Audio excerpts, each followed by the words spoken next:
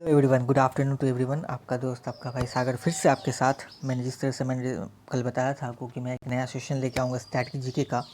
तो आज का जो हमारा टॉपिक है भारत की जनगणना 2011। 2011 जनगणना से बहुत सारे क्वेश्चन अराइज होते हैं जो आजकल रिसेंट एग्ज़ाम में हमें देखने को मिला। जो रिसेंट एग्ज़ाम कुछ दिन पहले ही हुआ, जिसमें एसएससी सीजीएल था, एसएससी एलडीसी था, एनटीपीसी 2020-2021 का था। कुछ जो 6 फेज तक में क्वेश्चन में ये सारे क्वेश्चन देखने को मिले हम। तो इसलिए कि मैं सोचा हूँ कि इस टॉपिक को क्यों ना क्लियर किया जाए। इस टॉपिक को जैसे हम क्लियर करेंगे बहुत सारा क्वेश्चन हमसे मिस नहीं होगा। तो इसलिए चलिए सेशन को स्टार्ट करते हैं। बहुत सारा प्यार देने के लिए धन्यवाद। तो हमारा जो पहला क्वेश्चन बनता है क्या, भारत में जनगणना की शुरुआत 1872 में लॉर्ड मेयो के काल में स्टार्ट हो गया था। भारत का जो पहला जनगणना था वो 1872 ईस्वी में लॉर्ड मेयो के कार्यकाल में हुआ था। यहाँ से क्वेश्चन बनता है कि भारत का जो पहला जनगणना था उस किस काल में हुआ था? लॉर्ड मेयो के काल में हुआ था। ईस्वी क्या थी? 1872। इस चीज़ को आप ध्यान रखिएगा, ठीक है। नियमित रूप से जनगणना की शुरुआत नियमित रूप से मतलब है कि एक टाइम पीरियड बांध दिया गया कि भाई हर 10 साल में जनगणना होगी। तो ये नियमित रूप से जनगणना की शुरुआत जो हुई थी वो 1881 में हुई थी, ठीक है। 1881 में जनगणना की शुरुआत हुई थी, ठीक है। ओके, अब आते हैं जनगणना का स्वतंत्र भारत की पहली जनगणना। स्वतंत्र भारत की जो पहली जनगणना थी वो 1951 में हुई थी। स्वतंत्र भारत जब हमारा भारत स्वतंत्र हो गया था उसके बाद जो पहली जनगणना हुई थी 1951 में हुई थी, ठीक है। जनगणना का महाविभाजक वर्ष, जनगणना का महाविभाजक वर्ष और जनगणना का लघु विभाजक वर्ष, ये दो क्वेश्चन बहुत ही इंपॉर्टेंट है। प्लीज़ आप इस क्वेश्चन को ध्यान से पढ़िएगा। जनगणना का महाविभाजक वर्ष ये हुआ था 1921 ईस्वी में, और जनगणना का जो लघु विभाजक वर्ष था वो था 1951 में। जनगणना का महाविभाजक वर्ष ऐसा वर्ष था 1921 में जिसमें जनसंख्या जो हमारा जनसंख्या वो निरंतर गति से नीचे गिर रहा था, जिस कारण इसे महाविभाजक वर्ष कहा गया था। और जनगणना का लघु विभाजक वर्ष 1951 में कहा गया था, जिसमें जनसंख्या की जो वृद्धि दर थी वो नियमित थी, ठीक है। इसलिए 1951 को लघु विभाजक वर्ष और महाविभाजक वर्ष 1921 को इसलिए कहा गया था कि इसमें जनसंख्या की जो दर थी वो बहुत ही नीचे जा रही थी, ठीक है। इसलिए जनसंख्या का अध्ययन, जनसंख्या के अध्ययन को हम लोग क्या कहते हैं? डेमोग्राफी कहते हैं। ये क्वेश्चन बहुत ही ज़्यादा पूछा जाता है। जनसंख्या का अध्ययन, जनसंख्या के अध्ययन को डेमोग्राफी कहा जाता है, ठीक है। 2011 का जनसंख्या क्रम बहुत ही इंपॉर्टेंट है। प्लीज़ आप इस जो मैं बताने वाला हूँ उस चीज़ को ध्यान से सुनिएगा। 2011 का जनसंख्या का जो क्रम था देश का 15वां था, देश का 15वां था। लेकिन जब भारत स्वतंत्र हो गया 1947 के बाद तो ये भारत का 7वां जनसंख्या का क्रम था, ठीक है, जनगणना का क्रम था, ठीक है। ये जनगणना का क्रम था। 2011 का जनगणना का क्रम जो था वो देश का 15वां और स्वतंत्र भारत का 7वां। यहाँ पे सॉरी जनगणना होगा, मैंने यहाँ जनसंख्या लिख दिया है, सॉरी। 2011 की जनगणना की क्रम जो था देश का 15वां था। प्लीज़ ध्यान से सुनिएगा, देश का 15वां बट स्वतंत्र भारत का 7वां, ठीक है। 2011 की जनसंख्या का आदर्श वाक्य क्या था? सॉरी जनसंख्या फिर यहाँ से आ गया, सॉरी जनगणना होगा यहाँ पे। 2011 की जनगणना का आदर्श वाक्य क्या था? 2011 का जो जनगणना था उसका आदर्श वाक्य क्या था? हमारी जनगणना हमारा भविष्य। 2011 में जो जनगणना हुआ था उसमें एक आदर्श वाक्य होता है, ठीक है ना। तो उस आदर्श वाक्य क्या था हमारा? हमारी जनगणना हमारा भविष्य, ठीक है। इसमें 29 क्वेश्चन अराइज हुए थे। मतलब जनगणना के अंतर्गत 29 क्वेश्चन थे जो पूछे जा रहे थे, जिस कारण इसमें जो कुल प्रश्नों की संख्या 29 थी, ठीक है। ध्यान रखिएगा, पूछा जाता है। जनसंख्या का शुभंकर कौन था? क्योंकि आपको पता है जनगणना का शुभांकन कौन था? जनसंख्या मैं बोल रहा हूँ इसके, सॉरी। जनगणना का शुभांकर जनगणना का शुभांकर था कौन था? प्रगणक शिक्षिका। हमें पता ही जब भी कोई इवेंट होता है जैसे फीफा फुटबॉल हो गया या कोई भी ओलंपिक हो गया तो इनका एक शुभांकर होता है, ठीक है ना।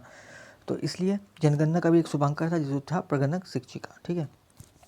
स्वतंत्र भारत के पहले जनगणना आयुक्त, ये क्वेश्चन यहाँ इसलिए इम्पोर्टेंट है क्योंकि ये पूछा जाता है, ठीक है। स्वतंत्र भारत का जो पहला जनगणना आयुक्त जिसे हम प्रथम जनगणना आयुक्त वो है R.A. गोपाल स्वामी, ठीक है। हमारे स्वतंत्र भारत के जो पहले जनगणना आयुक्त थे वो कौन थे? R.A. गोपाल स्वामी।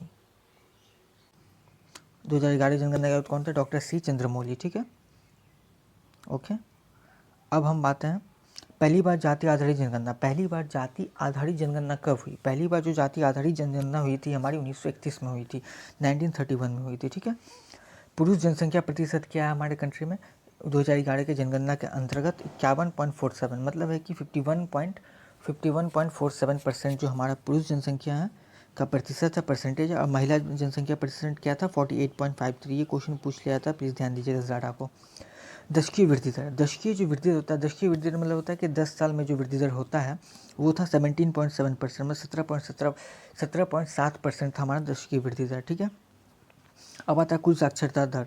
हमारे जो इंडिया का कुल साक्षरता दर क्या था 2011 जनगणना के अंतर्गत, वो था 73%, और पुरुष साक्षरता दर क्या था 80.9%, और महिला साक्षरता दर था 64.6%। प्लीज़ इस चीज़ को मैं फिर से रिपीट कर देता हूँ आपके लिए।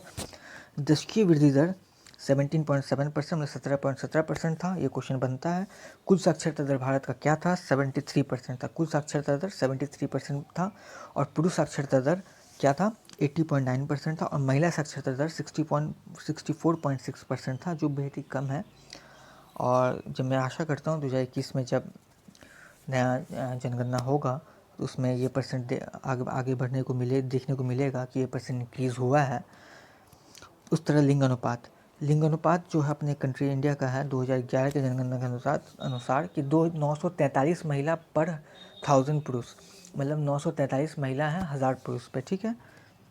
जनसंख्या घनत्व 382 व्यक्ति पर वर्ग किलोमीटर, ठीक है, ये क्वेश्चन बन जाता है। लिंग अनुपात और जनसंख्या घनत्व जो है 382 व्यक्ति पर वर्ग किलोमीटर, ठीक है। सर्वाधिक लिंग अनुपात किस स्टेट का है, वो है केरल का 1084, मतलब है कि 1084 महिलाएं पर 1000 पुरुष, जो बहुत ही ज़्यादा इम्प्रेसिव है, ठीक है। न्यूनतम लिंग अनुपात हमें पता है हरियाणा का है 879 महिलाएं पर 1000 पुरुष, ठीक है, पर 1000 पुरुष पे 879 महिलाएं हैं, जो बहुत बेहद ही कम है। और एक तरह से देखा जाए तो ये शर्मनाक भी है, बट कोई नहीं, 2021 जनगणना के अंतर्गत देखेंगे कि ये इंक्रीज़ हुआ है। सर्वाधिक केंद्र शासित लिंगानुपात, सर्वाधिक जो केंद्र शासित लिंगानुपात है वो है पुडुचेरी का, ठीक है ना।